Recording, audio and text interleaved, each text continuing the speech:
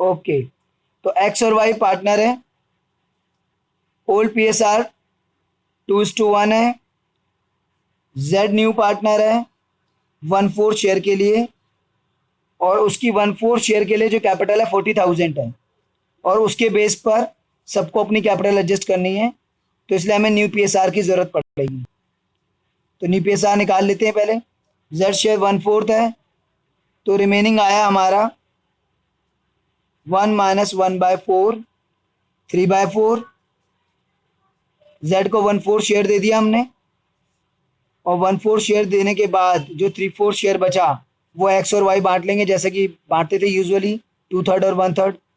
तो x new share जो remaining बचा हुआ है 3/4, उसका 2/3, यानी कि 2/4। फर्दर कैंसिल मत करना क्योंकि डिनोमिनेटर हमें सेम रखना है। वाइज न्यू शेयर जो रिमेनिंग बचा हुआ है 3/4, उसका 1/3, यानी कि 1/4। तो न्यू पीएसआर हमारा हो गया एक्स वाई जेड 211, ये न्यू पीएसआर है, इसकी हमें जरूरत पड़ेगी। ठीक है, न्यू पीएसआर की हमें जरूरत पड़ेगी कैपिटल एडजस्टमेंट में, इसलिए हमने न्यू पीएसआर निकाल लिया। अब कैपिटल एडजस्टमेंट देखते हैं। Jades capital for 1/4 share, 1/4 share के लिए न्यू पार्टनर 40,000 कैपिटल ला रहा है, देयरफॉर टोटल कैपिटल कितनी होनी चाहिए, इसका रिवर्स कर दीजिए। 40,000 का 4/1, यानी कि 1,60,000 टोटल कैपिटल होनी चाहिए। इस 1,60,000 को न्यू पीएसआर में डिवाइड कर दीजिए आप, एक्स वाई जेड 2:1:1, यानी कि 80,000, 40,000, 40,000, ये इनकी क्लोजिंग कैपिटल होनी चाहिए, जो कि हम कैपिटल अकाउंट बनाते समय कैरी डाउन में डाल देंगे, और बैलेंसिंग फिगर में जो कम ज़्यादा होगा इस बार कैश के थ्रू एडजस्ट करेंगे, क्योंकि इस बार नहीं लिखा है कि करंट अकाउंट के थ्रू एडजस्ट करना है। ठीक है, चलिए। अच्छा, तो पहले हम इसके अकाउंट बना लेते हैं, उसके बाद हम जर्नल एंट्रीज भी करेंगे। तो आज हमारा है 2 जुलाई, पेज नंबर 1। चलिए, सबसे पहले रिवैल्यूएशन अकाउंट, ये लीजिए रिवैल्यूएशन अकाउंट। इसमें जर्नल एंट्रीज काफ़ी अच्छी अच्छी हैं, और वो हम डिस्कस करेंगे, काफ़ी अच्छे पॉइंट हैं। तो इसमें लिखा हुआ है कि इन्वेस्टमेंट आर वैल्यूड एट 10,000, और एक्स लेके चला गया, X take over investments at this value. तो इन्वेस्टमेंट बैलेंस शीट में 8,000 है, अब उनकी वैल्यू, अब उसकी वैल्यू 10 हो गई है, और एक्स ले गया है। एक्स ले गया है वो तो हम एक्स के अकाउंट में चढ़ा देंगे, बट जो 8 से 10 हुई है वो फ़ायदा है, तो यहाँ पे फ़ायदे रिवैल्यूएशन के क्रेडिट में आते हैं। तो इन्वेस्टमेंट 2,000 का फ़ायदा यहाँ डाल दीजिए, और जब एक्स ले जाएगा तो एक्स के कैपिटल अकाउंट में चढ़ा देंगे। आगे चलते हैं। Printer to be reduced by 20%, तो प्रिंटर हमें गिवन है 5,000 का, 5,000 का 20% होता है 1,000, तो प्रिंटर कम हो रहा है तो नुकसान हो रहा है, तो डेबिट में।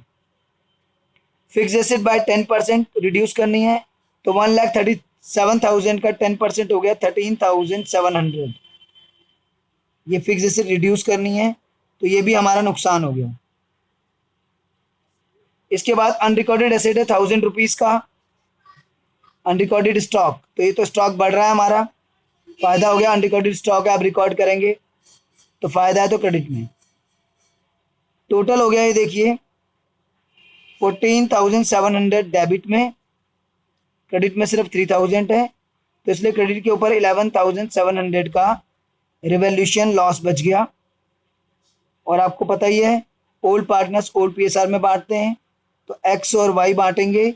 ओल्ड पीएसआर इनका था 2:1, तो 11,700 का 1/3 और 2/3, ये आ गया हमारा रिवैल्यूएशन प्रॉफिट। अब हम बनाते हैं partners capital account, next page पे।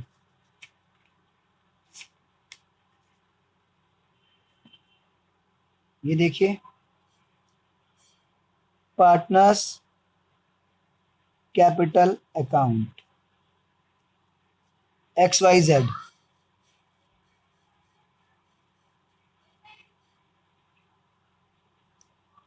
XYZ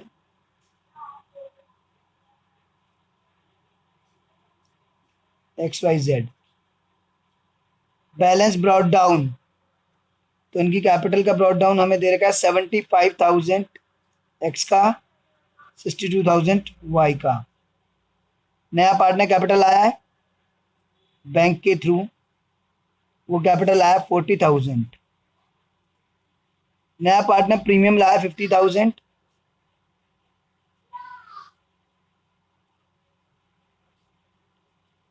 जो 15,000 का प्रीमियम लाया है सेक्रीफाइसिंग रेशियो में बटेगा। और इस क्वेश्चन में ओल्ड पीएसआर और सेक्रीफाइसिंग रेशियो सेम है, क्योंकि बता नहीं रखा कि नया पार्टनर अपना शेयर किससे ले रहा है, तो ओल्ड पीएसआर ही सेक्रीफाइसिंग रेशियो होती है, यानी कि 2:1 ही सेक्रीफाइसिंग रेशियो है, यानी कि 2:1 में बांटेंगे तो 10 और 5, जो 15,000 का प्रीमियम लाया।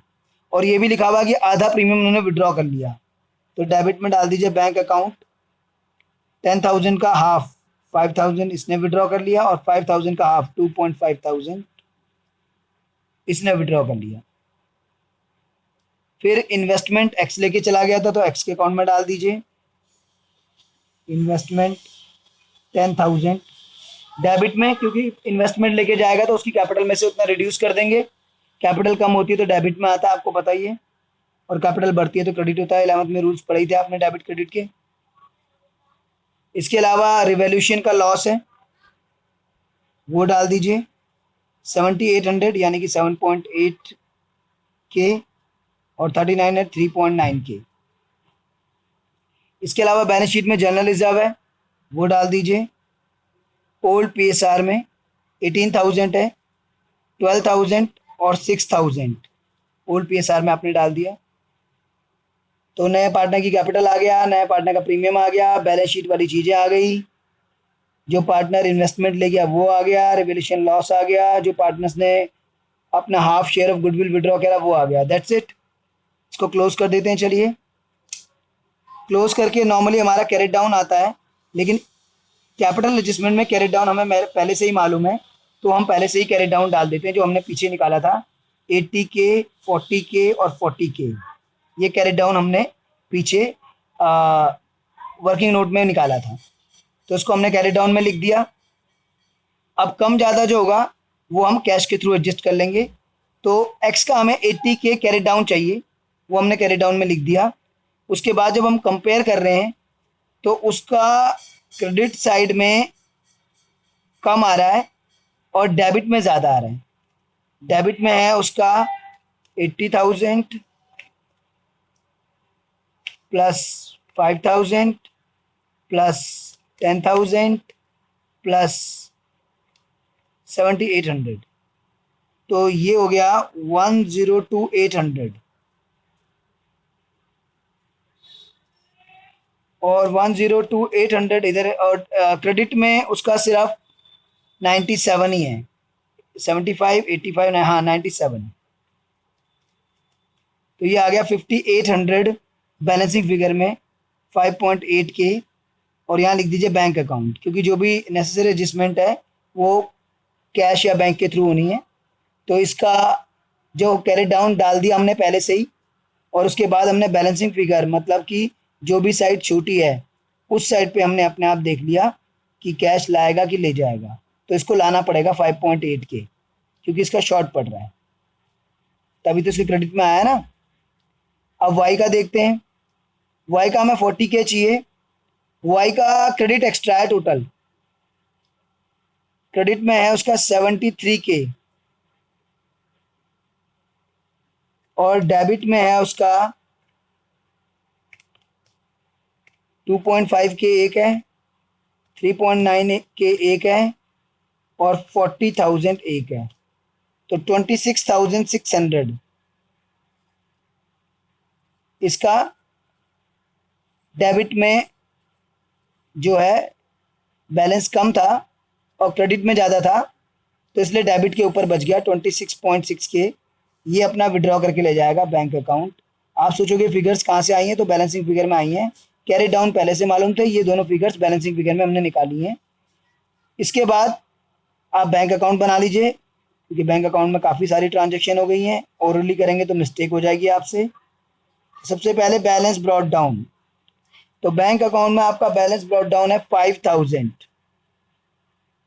इसके बाद नया पार्टनर कैपिटल आया है, जेड्स कैपिटल 40,000। प्रीमियम लाया है 15,000 का, 15,000।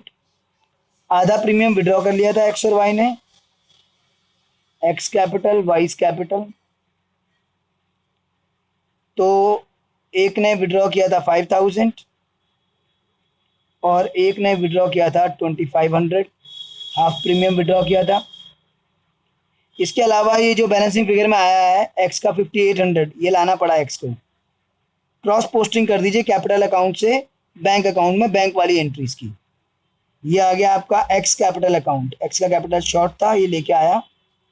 याद करने का तरीका है क्रॉस पोस्टिंग।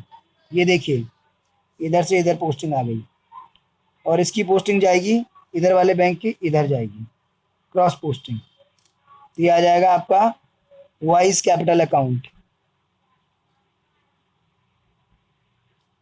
26,600, ये विड्रॉ करके ले गया। ठीक है, यही है। ब्रॉट डाउन था उसकी कैपिटल, उसका प्रीमियम, आधा प्रीमियम विड्रॉ हो गया। एक्स का कैपिटल एडजस्टमेंट के बाद एक्स को लाना पड़ा और कैपिटल एडजस्टमेंट के बाद वाई का एक्स्ट्रा वो विड्रॉ करके ले गया। ये क्रॉस पोस्टिंग आप कर दीजिएगा।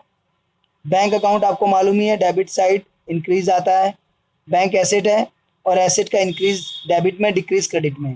कैपिटल का इंक्रीज क्रेडिट में, डिक्रीज डेबिट में, ये आपको पता ही है, रूल्स आपने 11th में पढ़े थे। Capital increase credit decrease debit, bank asset है इंक्रीज डेबिट डिक्रीज क्रेडिट। तो जब भी आ रहा है पैसा तो डेबिट में लिख दिया और जा रहा है तो क्रेडिट में लिख दिया।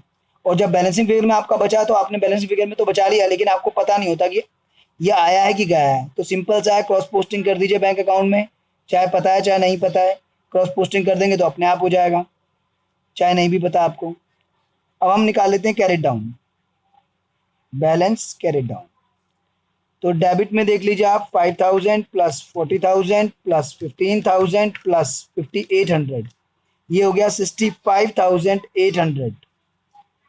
और अब माइनस कर दीजिए, क्रेडिट में 5,000 है, 2,500 है, 26,600 है, तो 31,700 बैलेंस कैरेट डाउन आपका। क्रेडिट साइड छूटी है तो क्रेडिट के ऊपर 31,700 का कैरेट डाउन बच गया। इसके बाद बैलेंस शीट बना लेते हैं न्यू, और उसके बाद इसकी जनरल एंट्री डिस्कस कर लेंगे। लीजिए बैलेंस शीट देखिए, बैलेंस शीट एज एट वगैरह वो लिखना होता है। ठीक है, चलिए शुरू करते हैं बैलेंस शीट। सबसे पहले बैलेंस शीट बनाते समय उन चीज़ों को डालिए जिनमें रिवैल्यूएशन था। तो एक तो इन्वेस्टमेंट पे था, लेकिन वो आएगा नहीं क्योंकि इन्वेस्टमेंट जो है वो एक्स लेके चला गया। और था आपका प्रिंटर पे था, आपका 20% रिड्यूस हो गया था, तो 5K माइनस 1K 4,000 आपका बच गया। आपका प्रिंटर के बाद मेरे ख्याल में फिक्स एसेट्स पे था,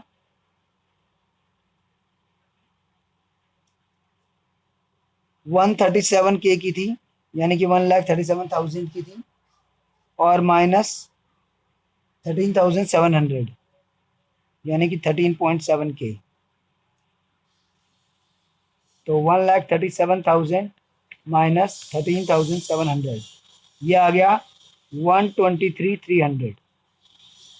और देख लीजिए अनरिकॉर्डेड स्टॉक था, तो स्टॉक को बढ़ा दीजिए आप।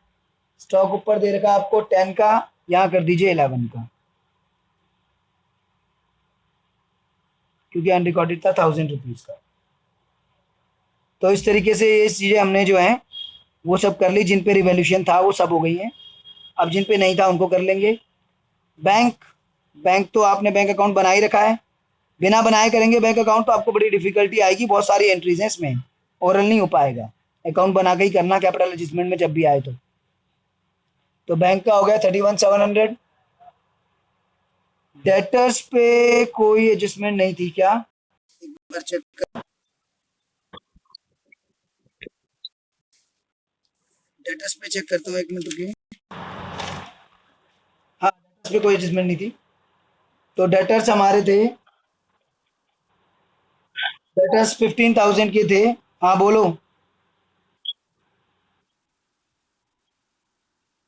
किसमें? फिक्स एसेट में गलत, फिक्स एसेट में गलत कैसे हो गई बताओ जरा। हाँ, क्या कह रहे हो बेटा? 13.7 के, 13.7 के लगाया ना, तो 13,700 हो गया ना। नहीं, पहले से था, वो थोड़ा दिख नहीं रहा था। चलिए आगे चलते हैं। बैंक हो गया, डेटर हो गया, डेटर के बाद आपका स्टॉक पे तो एडजस्टमेंट थी, इन्वेस्टमेंट बोले गया, प्रिंटर हो गया, फिक्स एसेट, तो एसेट साइड पूरी हो गई। अब लायबिलिटी साइड पे आइए। क्रेडिटर्स, क्रेडिटर्स पे कोई एडजस्टमेंट नहीं थी, तो आप एज इट इज डाल दीजिए 25,000। जनरल रिजर्व, वो तो डिस्ट्रीब्यूट हो गई है, बस अब कैपिटल डाल दीजिए यहाँ पर। कैपिटल्स एक्स वाई जेड, कितना? 80,000, 40,000, 40,000। तो ये देखिए टोटल आ गया आपका बैलेंस शीट का 185 आ रहा है भाई, लायबिलिटी साइड का। एसेट साइड का चेक करें। 4,000 plus 123,300 plus 11,000 plus 31,700 plus 15,000, yes 185। तो इस तरीके से आपकी बैलेंस शीट मैच हो गई। अब जनरल एंट्रीज डिस्कस कर लेते हैं।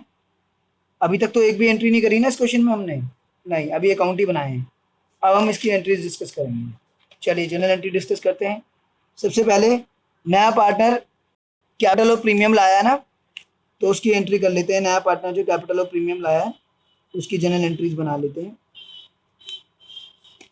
तो फर्स्ट एंट्री हो गई आपकी, बैंक अकाउंट डेबिट टू जेड्स capital account to premium for goodwill.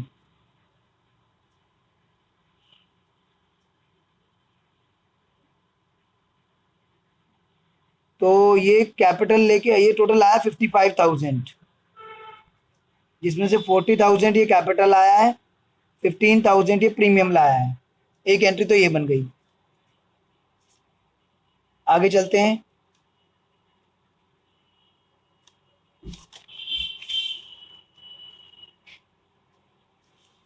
इसके बाद प्रीमियम जो है सेक्रीफाइसिंग रेशियो में बांटा। Premium for goodwill account debit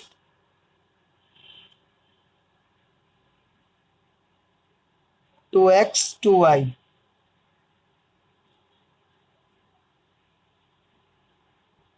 तो प्रीमियम लाया था 15,000 और सेक्रीफाइसिंग रेशियो 2:1।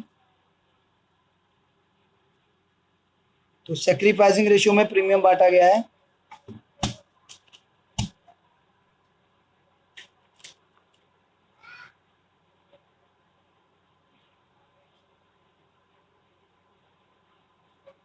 Sacrificing ratio. इसके बाद आधा प्रीमियम इन्होंने विड्रॉ कर लिया, क्वेश्चन में लिखा हुआ था एक्स वाई टू बैंक।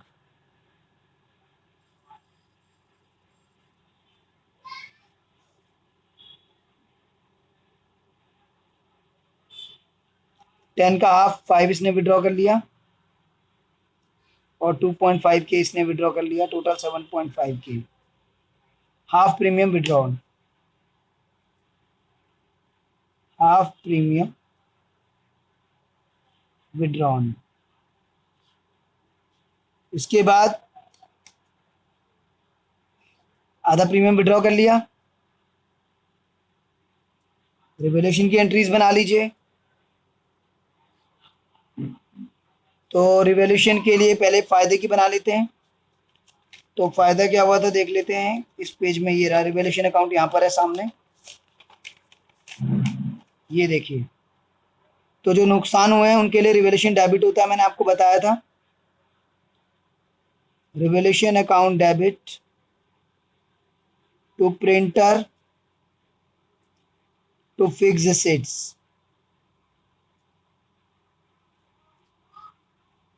नुकसान हमेशा रिवैल्यूएशन के डेबिट में आते हैं और एसेट्स की वैल्यू यहाँ पर कम हो रही है, तो एसेट्स जब भी कम होती है तो क्रेडिट करते हैं। मेन प्रॉब्लम यही होती है कि बच्चे जो है डेबिट क्रेडिट भूल जाते हैं कि डेबिट किसे करना है, क्रेडिट किसे करना है। तो अगर लॉजिकली करोगे तो डेबिट क्रेडिट आप नहीं भूलोगे, लॉजिकली करोगे तो जो भी नुकसान होते हैं उनके लिए रिवैल्यूएशन डेबिट होता है, तो इसलिए रिवैल्यूएशन डेबिट हो गया। और दूसरा लॉजिक आपके पास ये भी है, यहाँ पे एसेट्स कम हो रही हैं, आपकी एसेट्स कम होगी तो जब भी एसेट बढ़ती है डेबिट, घटती है क्रेडिट। तो दो तरीके से आप याद रख सकते हैं, कुछ ना कुछ तो याद रखिए। फिर इसके बाद आपका इन्वेस्टमेंट और स्टॉक बढ़ा था, ये फ़ायदा आपके लिए। एसेट बढ़ती है तो डेबिट, तो इसलिए investment account debit, stock account debit to revaluation account. फ़ायदे हमेशा रिवैल्यूएशन के क्रेडिट में चले जाते हैं। तो 2000, 1000, 3000। अब नेट रिजल्ट की, तो नेट रिजल्ट क्या था रिवैल्यूएशन में? लॉस। और लॉस से कैपिटल क्या होती है? कम। और कैपिटल कम होती है तो क्या करते हैं? डेबिट। तो याद करने की ट्रिक हो गई है कि लॉस से कैपिटल कम होती है और कैपिटल कम होती है तो डेबिट करते हैं, इसलिए X capital account debit, wise capital account debit. Old PSR में बटेगा रिवैल्यूएशन लॉस, 11,700 है, 7,800, 3,900 ओल्ड पीएसआर में आपने रिवैल्यूएशन लॉस बांट लिया। इसके बाद इन्वेस्टमेंट जो है वो बढ़ा तो दी हमने, 2000, 8 से 10 कर दी, और इसके बाद एक्स ले गया। तो जब पार्टनर एसेट ले जाता है तो उसकी कैपिटल को हम कम कर देते हैं। एक तरफ से एसेट ख़त्म हो गई, एसेट कम होती है तो क्रेडिट, और एक तरफ से कैपिटल ख़त्म हो गई क्योंकि भाई उतने की एसेट ले गया तो उतना जो है उसकी कैपिटल में से कट हो जाएगा, तो कैपिटल रिड्यूस हो जाएगी। तो एक तरफ कैपिटल रिड्यूस हो गई, एक तरफ एसेट रिड्यूस हो गई। कैपिटल रिड्यूस होती है डेबिट, एसेट रिड्यूस होती है क्रेडिट। तो लॉजिकली एंट्रीज को याद करोगे तो फिर नहीं भूलोगे पेपर में, और विदाउट लॉजिक सिर्फ रट्टा मारोगे तो पक्का भूलोगे। इसके बाद देख लीजिए आप क्या एंट्रीज बची हैं। जनरल रिजर्व थी, ओल्ड पीएसआर में बांटी थी, general reserve to X to Y.